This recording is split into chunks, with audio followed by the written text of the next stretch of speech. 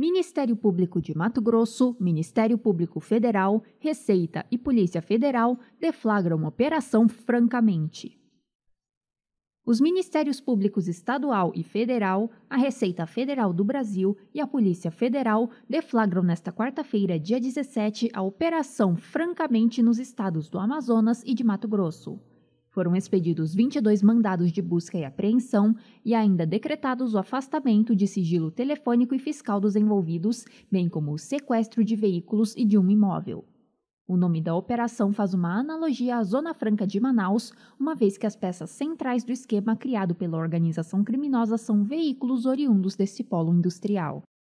Os mandados foram expedidos pelo juiz federal da 5ª Vara Criminal da Subseção da Justiça Federal em Mato Grosso, Jefferson Schneider, a pedido da Polícia Federal e do Ministério Público Federal por meio de sua unidade em Cáceres. A operação ainda conta com a participação da Unidade Regional de Cáceres do GAECO, além do GAECO do Amazonas.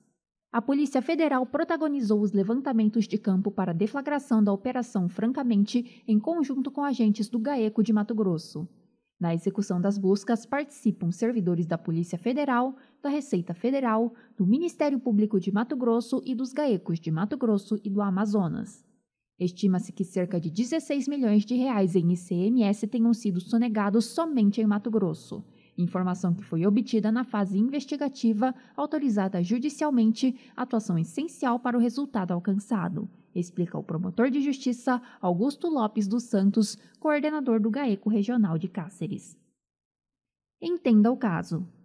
No dia 8 de julho do ano passado, durante a abordagem a um caminhão cegonha no posto da Polícia Rodoviária Federal em Cáceres, foi verificado que os 3 veículos novos que estavam sendo transportados vinham da Zona Franca de Manaus.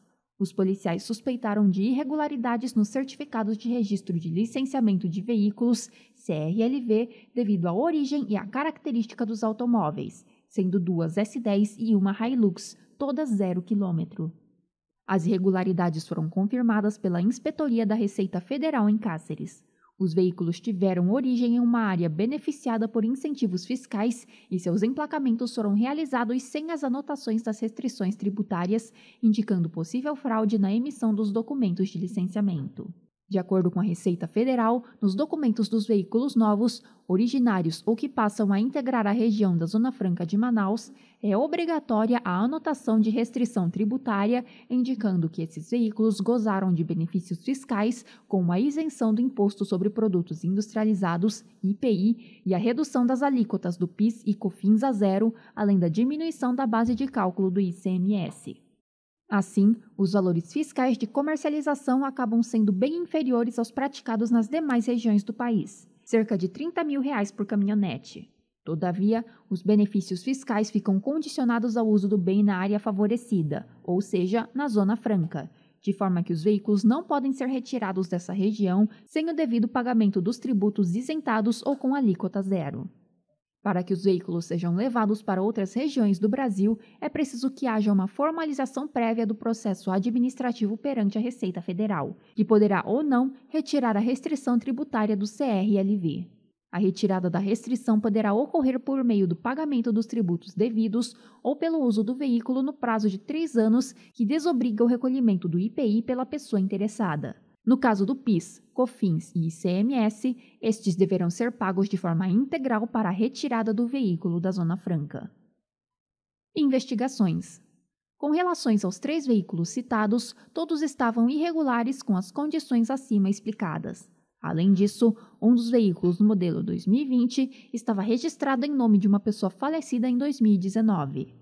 A partir da constatação das irregularidades e da aceitação do pedido do Ministério Público Federal para a quebra do sigilo fiscal dos envolvidos, a Receita Federal passou a analisar as informações encontradas, o que culminou em um novo pedido, mas dessa vez para a ampliação do número de envolvidos e também do período de tempo. De posse das informações, a Receita Federal apontou que, no prazo de 5 anos, aproximadamente 1.000 caminhonetes, considerando apenas um modelo, foram comercializadas por 3 concessionárias de veículos amazonenses. A Receita Federal já levantou cerca de 17 mil veículos nas mesmas condições. As investigações demonstram que os envolvidos adquiriam os veículos em seus nomes para dar baixa nas restrições tributárias no sistema do Detran AM. mas que em seguida esses veículos eram comercializados para pessoas de outros estados da federação.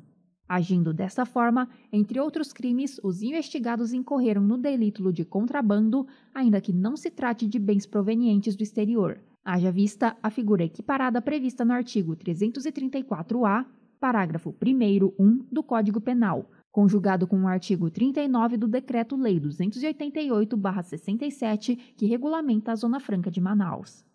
As caminhonetes S10 identificadas com situação irregular em outubro de 2020 estavam em circulação nos estados de Mato Grosso, Mato Grosso do Sul, Goiás e Tocantins e no Distrito Federal.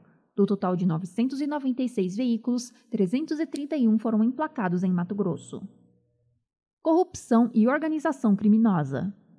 Apuram-se fortes indícios de que alguns funcionários do Detran Amazonas retiraram irregularmente o gravame tributário no cadastro Renavan, de maneira a possibilitar a fraude. Por vezes, o grupo já realizava o cadastramento inicial do veículo sem a restrição administrativa. Um dos principais operadores do esquema apresentou evidências de enriquecimento ilícito com a aquisição de imóvel incompatível com seus rendimentos. O bem não foi declarado à Receita Federal. Providências.